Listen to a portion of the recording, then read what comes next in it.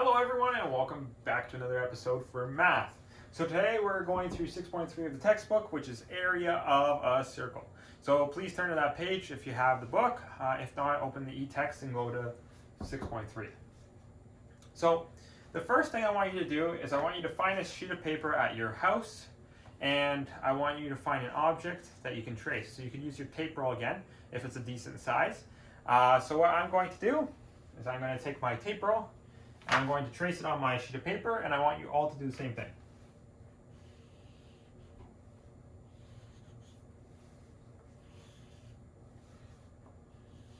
Okay, so hopefully you all have a circle drawn on your sheet of paper. Now, before we cut up this circle, I want to know the diameter of the circle. That way, I have the measurements. So, the diameter of this circle is going to be 10 centimeters. I'm actually going to write that up here on the board.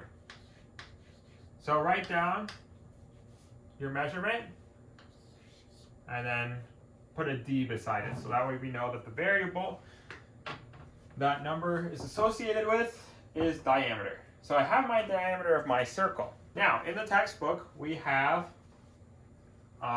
the example that we're going to be working through on the connecting page, which is, the connecting page is page 248. So my circle, my tape circle, actually measured out to 10 centimeters, which actually matches the textbook, which was a huge coincidence, but it's very interesting that that happened. Now, what I'm going to do is I'm going to take this page down, and I'm going to cut this up.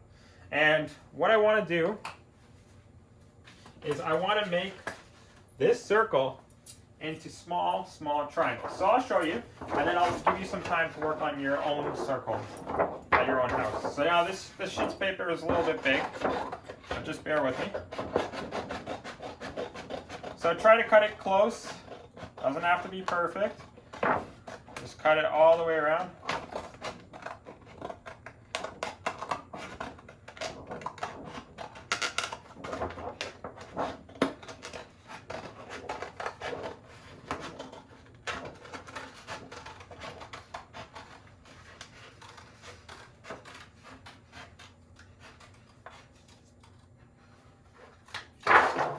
Okay, so I have my 10 centimeter diameter circle right here. Now, what I want to do is I want to cut this into small triangles. So the first thing I'm going to do is I'm going to go along that diameter line. I'm going to cut it somewhat in half. So try to make sure that the halves are even. You could fold your circle over, so that way they're even. So when you're cutting your circle, you want to make sure that it's fully even. So you want to fold it over in half before you cut. So that way each triangle that we're going to be cutting out of this circle is even. So the next cut we're going to do is I want you to fold it in half again. And you're going to cut along that line. Trying to keep it almost the same size, each triangle. We want them to be as close as possible. Now I'm going to fold them one more time. It might be hard to get any more folds out of this, but that's okay. We're just doing a little bit of estimation here. Okay. All right.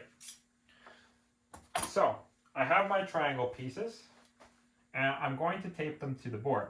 So what I'm going to be doing is I'm going to be placing my triangles in a fashion that has one triangle with the tip pointing up, one triangle with the tip pointing down. So I'm going to continue this until I'm out of pieces. So we want to go up, down, up, down. So what we're going to do now is, now that we have all our pieces laid out, we want to make a shape that we know how to find the area for. So what I'm going to do, I'm going to attempt to draw a line around this whole shape. so that we can get an approximation of the area. Okay, so what I have now is I have my bottom length, which is 17 centimeters. Now we need to measure the height. Since this is slanted, we can't measure the slants to get the area. We have to measure the height. So what we're going to do is you should have two lines here, one at the bottom, one at the top, since you traced out your whole shape. Mine is going to be approximately 5 centimeters. I can't draw the line up here because of the painter's tape. So I'm just going to write 5 centimeters is my height. Okay?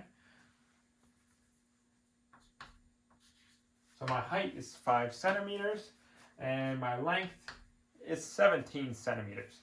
So from previous knowledge of previous grades, we're going to use the height and the length to find the area of this shape. So area is equal to length times height. So area is equal to, now we're going to input our variables. So I have 17 centimeters times by 5 centimeters, which is going to equal 85. So I'd like you to complete that for your example too. So I want you to find the length, find the height, and you're going to punch it into this equation. Area equals length times height. So 17 centimeters is my length, 5 centimeters is my height, which is equal to 85 centimeters. So don't forget that this is going to be centimeters squared because this is area. So always remember that and include that. You don't have to circle it, that's just for you to see. Now, take into account that this is an approximation, and we would be closer to the actual area of the circle if we could make these triangles even smaller. So I didn't make them smaller because I wanted you to be able to see it on this chalkboard. Now, if I make them smaller, that circle right here, that circle shape of each triangle gets smaller and smaller and tighter so we can get a more approximate area. Now what we're going to do is I'm just going to take this all down, or actually I'll write it over there. Now what we're going to do is we are going to go through the correct way with a formula to find the area of your circle. So you can use the same variables. So we still have that diameter, 10 centimeters was the diameter of our circle before we got started. And we're going to go through and we're going to solve this equation. Okay, so the formula that we're going to be following is, let me just change my chalk color so you can see it clearly. Area is equal to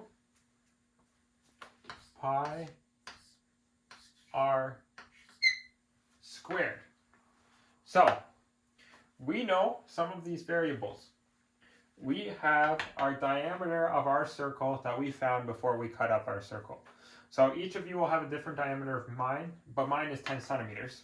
So we each have our diameter still, and we're going to be putting in radius. So we have to find radius from our diameter that we have. So we know how to find the radius. Radius is equal to d divided by 2. Because remember, radius is half of the diameter. Radius is equal to 10 over 2. So your variables are going to be different. Remember, I have 10 centimeters. Yours is going to be different. So put your number in this spot right there.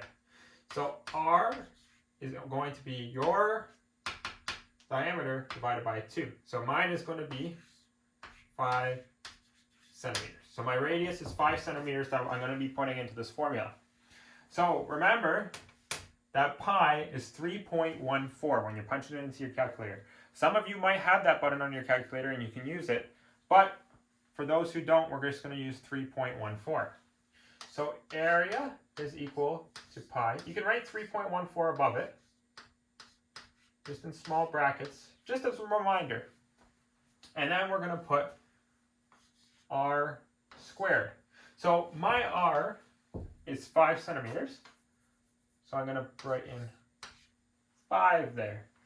Now, when calculating this, we're first going to do the exponent because we have to follow the rules of BEDMAS. So some of your calculators will do this, but let's do this manually just to make sure that it's correct. So pi is 3.14. Now, if I want to know what 5 squared is, let's think back to what squared means. So what squared means is it means that we're going to multiply that number by itself. So 5 times 5 is equal to 25. So on your calculators, you might have the squared button, but what you can do, doesn't matter what number it is. If it's 6, you can multiply 6 by 6 to get 36. Okay, so now I have 25 in that spot. So what we're going to do is area is equal to 3.14 times 25. We're going to calculate that, punch that into our calculators, and we are going to get the answer of 78.5. Now, think back to this equation of area that we did before. So we're measuring everything in centimeters,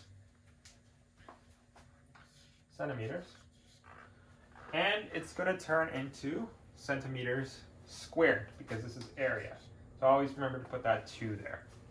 Now, if we're looking at the calculation versus our approximation of this number, this is out slightly because remember, those circles are bigger and it makes the area be slightly incorrect versus our correct area of our circle using the formula. So this was just an approximation to show you what is happening as we go through to calculate the area of the circle. Thank you for watching this video, area of a circle. If you have any questions, please don't hesitate to ask, and I'll see you in the next one.